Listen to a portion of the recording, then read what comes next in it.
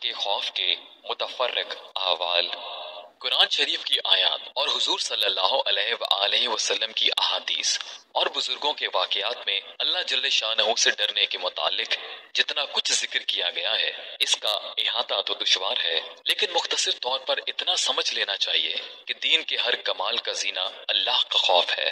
حضور صلی اللہ علیہ وآلہ وسلم کا ارشاد ہے کہ حکمت کی جڑ اللہ کا خوف ہے۔ حضرت ابن عمر رضی اللہ تعالیٰ عنہ بہت رویا کرتے تھے، حتیٰ کہ روتے روتے آنکھیں بھی بیکار ہو گئی تھیں۔ کسی شخص نے ایک مرتبہ دیکھ لیا تو فرمانے لگے کہ میرے رونے پر تعجب کرتے ہو، اللہ کے خوف سے سورج روتا ہے۔ ایک مرتبہ ایسا ہی قصہ آیا تو فرمایا اللہ کے خوف سے چاند روتا ہے۔ ایک نوجوان صحابی پر حضور صلی اللہ علیہ وآلہ وسلم کا گزر ہوا۔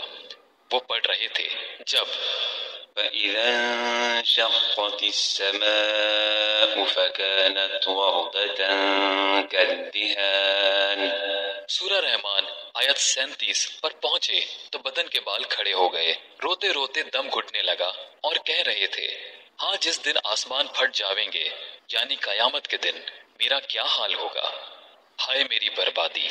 حضور صلی اللہ علیہ وآلہ وسلم نے ارشاد فرمایا کہ تمہارے اس رونے کی وجہ سے فرشتے بھی رونے لگے۔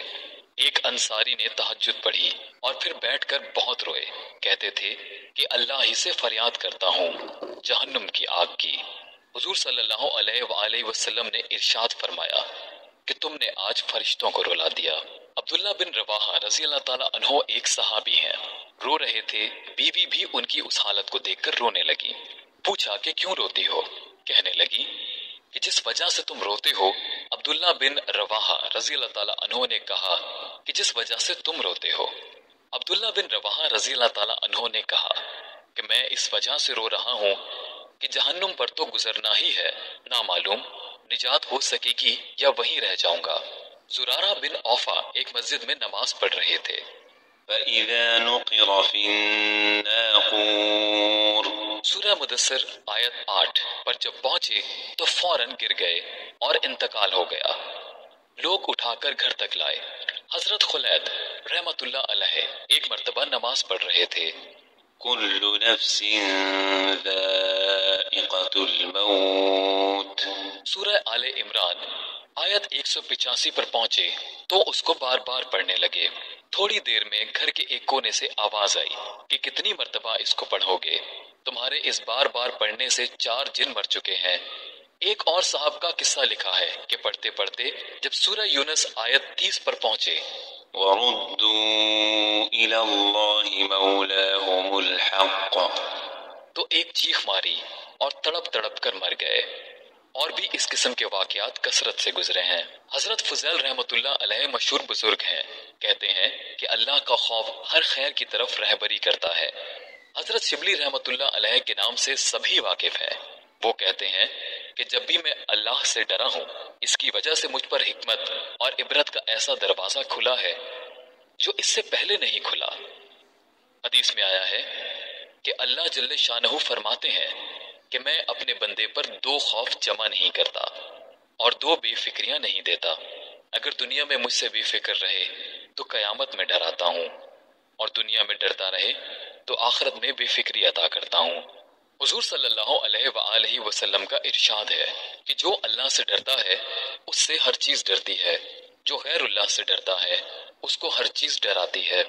یحییٰ بن معاذ رضی اللہ تعالیٰ عنہ کہتے ہیں کہ آدمی بیچارہ اگر جہنم سے اتنا ڈرنے لگے جتنا تنگ دستی سے ڈرتا ہے تو سیدھا جنت میں جائے گا۔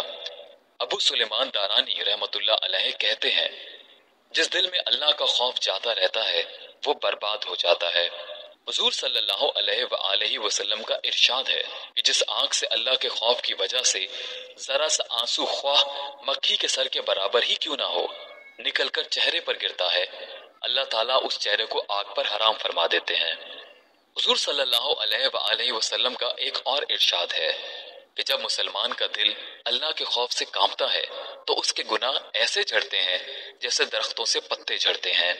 میرے نبی صلی اللہ علیہ وآلہ وسلم کا ایک اور ارشاد ہے کہ جو شخص اللہ کے خوف سے روئے اس کا آگ میں جانا ایسا ہی مشکل ہے جیسا دودھ کا تھنوں میں واپس جانا۔ حضرت عقبہ بن عامر رضی اللہ تعالیٰ عنہ ایک صحابی ہیں. انہوں نے حضور صلی اللہ علیہ وآلہ وسلم سے پوچھا کہ نجات کا راستہ کیا ہے؟ آپ صلی اللہ علیہ وآلہ وسلم نے فرمایا کہ اپنی زبان کو رو کے رکھو، گھر میں بیٹھے رہو اور اپنی خطاؤں پر روتے رہو. حضرت عائشہ رضی اللہ تعالیٰ عنہا نے ایک مرتبہ دریافت کیا کہ آپ کی امت میں کوئی ایسا بھی ہے جو بے حساب کتاب جنت میں داخل ہو؟ حضور صلی اللہ علیہ وآلہ وسلم نے فرمایا، ہاں، جو اپنے گناہوں کو یاد کر کے روتا رہے. میرے آقا کا ایک اور ارشاد ہے کہ اللہ کے نزدیک دو قطروں سے زیادہ کوئی قطرہ پسند نہیں. ایک آنسو کا قطرہ جو اللہ کے خوف سے نکلا ہو، دوسرا خون کا قطرہ جو اللہ کے راستے میں گرا ہو. ایک جگہ ارشاد ہے کہ قیامت کے دن 7 آدمی ایسے ہوں گے جن کو اللہ جل شانہ اپنا سایہ عطا فرمائیں گے. ایک وہ شخص جو تنہائی میں اللہ کو یاد کرے اور اس کی وجہ سے اس کی آنکھ سے آنسو بہنے لگیں. حضرت ابو بکر صدیق رضی اللہ تعالیٰ عنہ کا ارشاد ہے، جو رو سکتا ہو وہ روئے اور جس کو رونا نہ آئے وہ رونے کی صورت ہی بنا لے. محمد بن منقدر رحمت اللہ علیہ جب روتے تھے تو آنسوؤں کو اپنے منہ اور داڑھی سے پونچھتے تھے اور کہتے تھے کہ مجھے یہ روایت پہنچی ہے کہ جہنم کی آگ اس جگہ کو نہیں چھوتی جہاں آنسو پہنچے ہوں. ثابت بنانی رحمت اللہ علیہ کی آنکھیں دکھنے لگیں. طبیب نے کہا کہ ایک بات کا وعدہ کر لو، آنکھ اچھی ہو جاوے گی کہ رویا نہ کرو. کہنے لگے کہ آنکھ میں کوئی خوبی ہی نہیں اگر وہ روئے نہیں. یزید بن میسرہ رحمت اللہ علیہ کہتے ہیں کہ رونا 7 وجہ سے ہوتا ہے: 1 خوشی سے، 2 جنون سے، 3 درد سے، 4 گھبراہٹ سے، 5 دکھلاوے سے، 6 نشے سے اور 7 اللہ کے خوف سے. یہی ہے وہ رونا جس کا ایک آنسو بھی آگ کے سمندر کو بجھا دیتا ہے. کعب احبار رحمت اللہ علیہ کہتے ہیں، اس ذات کی قسم جس کے قبضے میں میری جان ہے، اگر میں اللہ کے خوف سے روں اور آنسو میرے رخسار پر بہنے لگیں، یہ مجھے اس سے زیادہ پسند ہے کہ پہاڑ کے برابر سونا صدقہ کروں. ان کے علاوہ اور بھی ہزاروں ارشادات ہیں جن سے معلوم ہوتا ہے کہ اللہ کی یاد میں اپنے گناہوں کی فکر میں رونا کیمیا ہے اور بہت ہی ضروری اور مفید، اور اپنے گناہوں پر نظر کر کے یہی حالت ہونی چاہیے. لیکن اس کے ساتھ ہی یہ بھی ضروری ہے کہ اللہ کے فضل اور اس کی رحمت کی امید میں بھی کمی نہ ہو. یقیناً اللہ کی رحمت ہر شے کو وسیع ہے.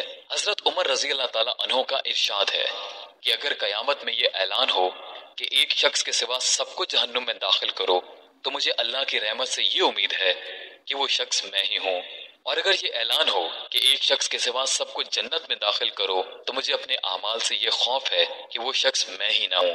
اس لیے دونوں چیزوں کو علیحدہ علیحدہ سمجھنا اور رکھنا چاہیے. بالخصوص موت کے وقت میں امید کا معاملہ زیادہ ہونا چاہیے.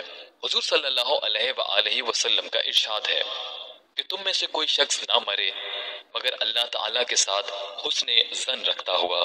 امام احمد بن حنبل رحمت اللہ علیہ کا جب انتقال ہونے لگا تو انہوں نے اپنے بیٹے کو بلایا اور فرمایا کہ ایسی احادیث مجھے سناؤ جن سے اللہ تعالیٰ کے ساتھ امید بڑھتی ہو.